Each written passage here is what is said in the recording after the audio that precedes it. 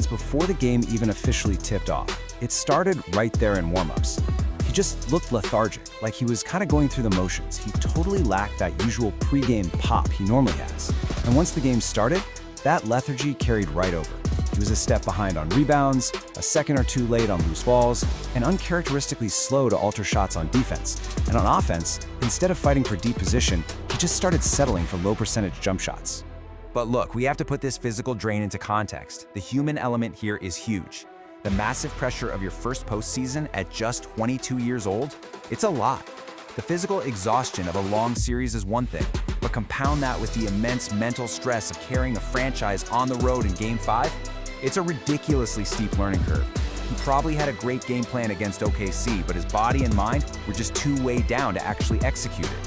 Which brings us to Section 2, abandoning the paint. Because that physical fatigue, it directly caused a massive tactical flaw.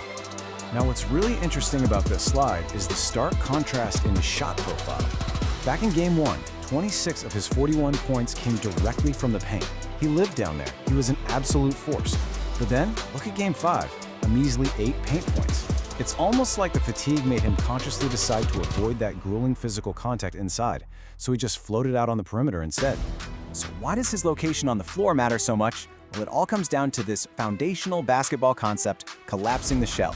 When Wemby starts a play deep in the paint, he naturally draws multiple defenders. He collapses that defensive shell, and that action alone opens up driving lanes, it creates wide-open threes for his teammates, and it generates second-chance rebounds. So by abandoning the paint, he didn't just hurt his own scoring, he basically short-circuited his entire team's offensive rhythm.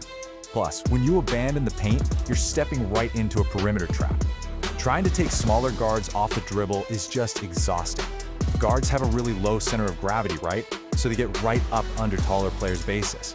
This forces a 7'4" guy like Wemby to work incredibly hard just to protect the ball. When you're already physically exhausted, operating outside your efficient zones like this leads straight to off-balance plays and careless turnovers, which we saw happen over and over in this matchup. But hey, fatigue is a reality for both teams. Let's move to Section 3, the SGA contrast. And this brilliantly illustrates the difference in how two high-caliber players handled the exact same grueling playoff pressure. On one side, Wembanyama's response to the fatigue was settling for jump shots and shying away from contact. But on the exact same court, Shai Gilgeous-Alexander faced a defense that spent 5 games actively trying to force him to his right. SGA's response? He adapted. He put in the work, went right, got to his preferred spots anyway, and essentially mimicked his left-hand moves. He didn't settle, he solved the puzzle in real time. And the results of that tactical adaptation speak for themselves. SGA dropped a dominant 32 points and dished out 9 assists.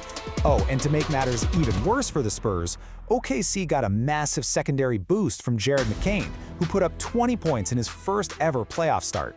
So while Wemby kind of faded under the exhaustion, OKC's primary and secondary options found a way to elevate.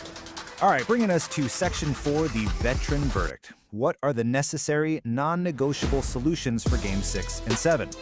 The former NBA stars laid out a very clear, incredibly gritty game plan here. Because at this deep stage of a series, there are no magical X's and O's left to draw up. Wemby just has to get aggressive and get dirty in the post. He needs to start his action on the block. Even if the defense pushes him out a few feet, he's still in a highly efficient area. He's got to simplify his game, operate with just one dribble to the basket, or honestly, just shoot an off-balance shot without dribbling at all to save energy.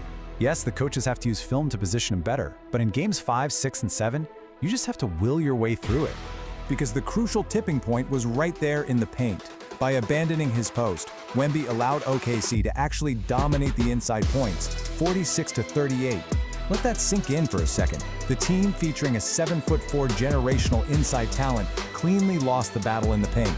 That is exactly why the veterans are absolutely emphatic that he gets back inside. You just cannot win a dirty, grind-out playoff game if you hand the paint over to the other guys. Now, before we judge a 22-year-old too harshly, the veterans did have a moment of pure, relatable honesty. They said, "Man, my first one, boy, I was tired after the first game." Guys like T-Mac and Melo were literally laughing, openly admitting that during their own first playoff runs at 19 and 22, they were completely and utterly exhausted too. It's totally a rite of passage. It's part of that brutally grueling learning curve of becoming a true NBA legend. You have to actually feel this level of fatigue to learn how to push past it. Which brings us to the ultimate question as we wrap up today's explainer. Can Wembanyama find another gear to survive Game 6 and potentially a Game 7? Look, he knows what the defensive adjustments are now. He knows without a doubt that he has to live in the paint, take the hits, and collapse that defense for his teammates. The veterans gave him the exact blueprint, but executing that blueprint when your legs literally feel like lead blocks, that's what separates the good from the all-time greats. So what do you guys think? Will the young phenom adapt and dominate, or will the crushing fatigue of his first postseason be a bit too much this time around? Keep your eyes locked on the paint.